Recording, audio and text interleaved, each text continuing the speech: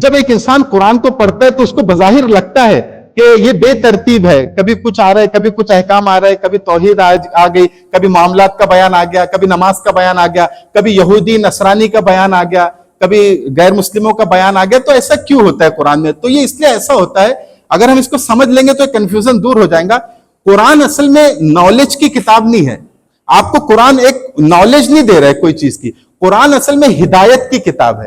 وہ آپ کو ہدایت دینا چاہ رہا ہے. اور تذکیر کی کتاب ہے. تذکیر مطلب یاد دہانی کی کتاب ہے. آپ کو ریمائنڈر کراتی ہے یہ کتاب. یہ ریمائنڈر ہے، یہ تذکیر ہے. تو قرآن جب کسی چیز کا حکم دیتا ہے تو انسان کا مزاج یہ ہے کہ انسان کے سامنے جب ایک پہلو آتا ہے تو دوسرا پہلو اس کی نظروں سے ہٹ جاتا ہے یا دب جاتا ہے. جیسے مثال کے طور پہ آپ دیکھے ہوں گے کہ کوئی انسان اگر عبادات میں بہت پکا ہے، نمازوں کا اہتمام کرتا ہے، روزوں کا اہتمام کرتا ہے، تو معاملات میں دیکھیں گے وہ کمزور دکھائی دیتا ہے. گھر والوں کے ساتھ تعلقات میں وہ کمزور دکھائی دیتا ہے، اخلاق میں کمزور دکھائی دیتا ہے. بعض لوگ ان کے اخلاق بہت اچھے ہوتے ہیں، بہت نرمی سے پیش آتے ہیں، معاملات بہت اچھے ہوتے ہیں، بہت اچھا انسان معلوم ہوتا ہے، لیکن نماز کا اہتمام نہیں کرتا، دین کو اتنی اہمیت نہیں دیتا، عبادات کو اتنی اہمیت نہیں دیتا. تو انسان کا مزاج یہ ہے کہ انسان کیا کرتا ہے، کسی ایک پہلو کو زیادہ پکڑ لیتا ہے اور دوسرے پہلو کو نظر انداز کر دیتا ہے. یہ انسان کا مزاج ہے. مختلف جماعتوں میں بھی یہ مزاج آپ کو دکھیں گا کہ وہ ایک پہلو کو پکڑ لیتے ہیں، دوسرے کو اتنا زیادہ اہمیت نہیں دیتے یا نظر انداز کر دیتے. تو قرآن کا جو ہدایت جو ہے، قرآن جو ہدایت دینا چاہتا ہے، یہ ایک مکمل پیکیج ہے، ایک پورا حصہ ہے. اور قرآن چاہتا ہے کہ ہدایت کا پورا حصہ ہر وقت انسان کے سامنے رہے. یہ نہیں کہ ہم ایک پہلو کو بیان کریں تو دوسرا پہلو دب جائے. جیسا انگریزی میں کہتے ہیں پائپ لائن اپروچ. تو قرآن کا پائپ لائن اپروچ نہیں ہے کہ جیسے پائپ سے ہم جب دیکھتے ہیں تو ہم جس کو دیکھنا چاہتے ہیں اسی کو دیکھتے ہیں، باقی چیزیں ہم سے اوجھل ہو جاتی ہے، ہم اس کو نظر انداز کر دیتے ہیں، اگنور کر دیتے ہیں. تو قرآن کا اپروچ پائپ لائن اپروچ نہیں ہے کہ بس آپ ایک ہی چیز کو دیکھو، بس آپ نماز پہ کانسنٹریٹ کرو، باقی چیزوں کو چھوڑ دو، بس آپ تبلیغ پہ کانسنٹریٹ کرو، باقی چیز کو چھوڑ دو. یہ قرآن کا اپروچ نہیں ہے، قرآن کا پائپ لائن اپروچ نہیں ہے. قرآن چاہتے ہیں کہ جتنے بھی کام ہم نے تم کو بتائے سب کام کو اپنے ذہن میں رکھو اور وقت آنے پہ ہر کام کو اتنی اہمیت دو جس کی اتنی اہمیت ہے.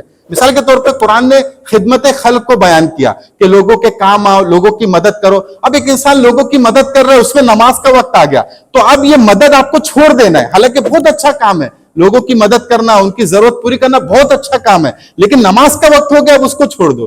اب اس کی اہمیت بڑھ گئی نماز کی، ہے نا. تو یہ چیز قرآن ذہن میں رکھانا چاہتا ہے. تو انسان کے سامنے جب ایک پہلو آتا ہے تو دوسرا پہلو دب جاتا ہے. تو اس لیے قرآن بار بار چیزوں کو ریپیٹ کرتا ہے کہ جو بھی ہدایت ہے، مکمل ہدایت انسان کے سامنے رہے کہ یہ بھی کرنا ہے، یہ بھی کرنا ہے.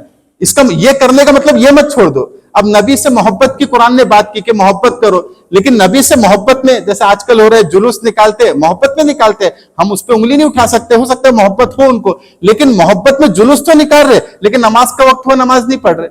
تو ایک چیز کر رہے، ایک چیز کو چھوڑ دے رہے. تو قرآن چاہتا ہے کہ پورا مکمل تم ہدایت پہ رہو، جس چیز کے جب ضرورت پیش آ جائے اس وقت وہ چیز آپ کرو. اس لیے قرآن بار بار ریپیٹ کرتا ہے، بار بار اس کی یاد دہانی کراتا ہے، بار بار ریمائنڈر دیتا ہے، بار بار تذکیر کرتا ہے کہ دیکھو یہ کرو، پھر بولتا ہے کہ نماز پڑھو. یہ نہیں کہ خدمت خلق کرنے میں نماز چھوڑ دو. تو پورا ایک مکمل پیکیج ہدایت کا قرآن دیتا ہے اور بار بار. تو قرآن کوئی نالج نہیں دے رہا کہ یہ سائنس ہے، یہ وہ ہے. قرآن ریمائنڈ کرا رہا ہے، ریمائنڈر دے رہا ہے. قرآن تذکیر کرا رہا ہے کہ بھائی یہ کرو، اب یہ کا مطلب اب یہ مت چھوڑ دو، ہے نا. تو اسی لیے قرآن بار بار ریپیٹ کرتا ہے چیزوں کو. ہم کو لگتا ہے کہ بھائی یہ ریپیٹ کیوں ہو رہا ہے یا اتنا مختلف چیزیں کیوں ہے. جیسے ابھی اسی میں دیکھ لو، پہلے روزے کا آیا، پھر روزے کے بعد حج کا ہے اور بیچ میں معاملات آ گئے. تو اس سے یہ بتانا چاہ رہے قرآن کہ روزہ تو رکھنا ہے، حج تو ادا کرنا ہے، نماز تو پڑھنا ہے، لیکن معاملات کو بھی اچھا رکھنا ہے. یہ نہیں کہ آپ یہ سب کرو اور ادھر سب جائز ہو گیا آپ کے لیے کہ کسی کا مال ہڑپ کر لو، کسی کو دھوکہ دے دو، کسی سے بد اخلاقی سے پیش آ جاؤ، گھر میں بد اخلاقی سے پیش آؤ. اس کی اجازت نہیں ہے. آپ نماز پڑھے سب معاف نہیں ہو گیا، یہ بھی آپ کو کرنا ہے. تو مکمل ایک اسلامی جو پرسنالٹی ہے وہ مکمل آپ کو اختیار کرنا ہے، یہ قرآن چاہتا ہے. تو اسی لیے قرآن بار بار ریپیٹ کرتا ہے. تو امید ہے آپ کا کنفیوژن ختم ہو گیا ہوگا.